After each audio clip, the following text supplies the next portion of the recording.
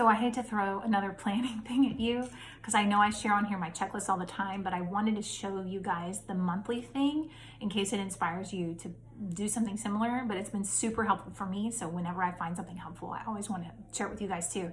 I do have to admit though, that when I first started homeschooling and I saw people doing all this planning and this checking off, and it felt like it couldn't be accomplished for me at the time because I was just trying to make it each day. And it was just something I didn't want to do. It was basically like, let's just do the next day kind of thing. But now we're in like year 5, I think. And I'm just now starting to feel like, oh, okay, I think I know how I can plan this out so that it's helpful for me. So if you're not at that stage yet, please don't feel like you need to be doing all this kind of planning. But this is what works for us right now. And we've had some experience with the years that we can kind of put it on paper now. So let me share that. I really didn't find big plans like this necessary also in the early years. But now that my oldest is 9 and my second child is 7, I have felt the need to kind of see more progress and to check more things off. Like, okay, we are doing the things. But when they were like in kinder and preschool, I mean, it was just do the next page kind of thing. So that being said, the reason I wanted to do this was to see that progress, especially on the hard days when you're just wondering like, am I ever going to get through this unit because it's just not clicking? I can look back and say, okay, here's where I started this month and here's where we are now. And it also just keeps me accountable. You know, don't just push it off, keep going. So I have just a blank template that looks like this. And what I do is I go in and I fill in the month right here and the dates for that month. Now, we only school 4 days a week because we meet with a group on Fridays. And so I just have 4 lines here. And I have like 5 boxes for each week, just because there's always that overflow. And if you picture a calendar, I'm not sure if that makes sense, but I have 5 weeks on here. And the dates are here. Now, over here is where I put the lesson that I want to accomplish. And sometimes I look at my stuff and I'm like, I know this is gonna take 2 days. There are times where I think it's gonna take 1 day and it ends up taking 2 or 3 days. That'll happen a lot with my oldest in her math. I think, okay, she needs a little bit more. So I'm not glued to this, but it's just kind of like a way for me to see where we are at the beginning and where we're gonna end up at the end. I do not do this for every single textbook that we have. I just do it for math and language arts because I feel like those are the two big core subjects. And that's kind of where I put my focus.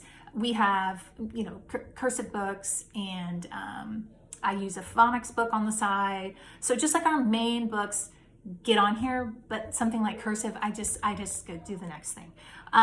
So just focusing on math and language arts. Now, it really doesn't take me that long to fill it out. So, you know, I take 20 to 30 minutes at the beginning of the month, and then I have the whole month planned.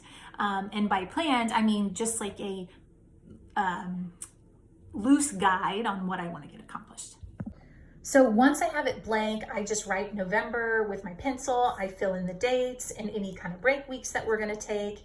And then I make copies for our different subjects. So I can, you know, put it however I think it's going to work. And what's really neat is, let me see if I can find this. This is Fix It Grammar, and we're actually going to finish it this month. So this is nice for me to see. I can start planning ahead on what we want to do. So that's just kind of why I really like this, because I just feel like I can look ahead better. My planning stuff has kind of been a jumble lately.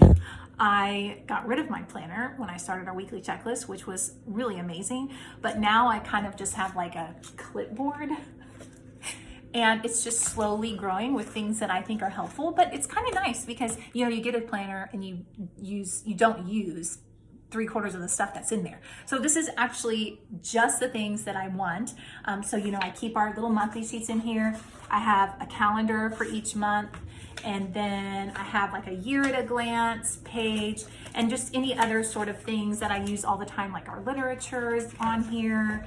You know, so it's kind of just turned into my own little planning clipboard. So it's a mess, but you know, this is kind of cool because it's trial and error, and then maybe next year I'll be able to just create my own little book. One more thing I thought to share is the way that I use it throughout the month. So I go and I will just highlight when it's finished, and I've got the date here and the actual lesson, and so I just highlight it as I go. So like in this subject, we got way ahead, more than I thought I would be. So that was kind of cool. And then sometimes I do this, but I don't really think it's necessary. I think it's just like my organizational brain. But you know, if the date is different than what I put here, I might just circle the date here, but I don't really think that's a big deal. And then I also use it to take like little notes to myself, you know, on the progress that we're doing, or, you know, if we had something that didn't work or something that did work, I just kind of use it as a little journal. So that's how I fill it out as the week goes on. And so then I can see what we actually did. Just to show that you don't have to be glued to it, I have a subject here that I didn't get where I wanted to be.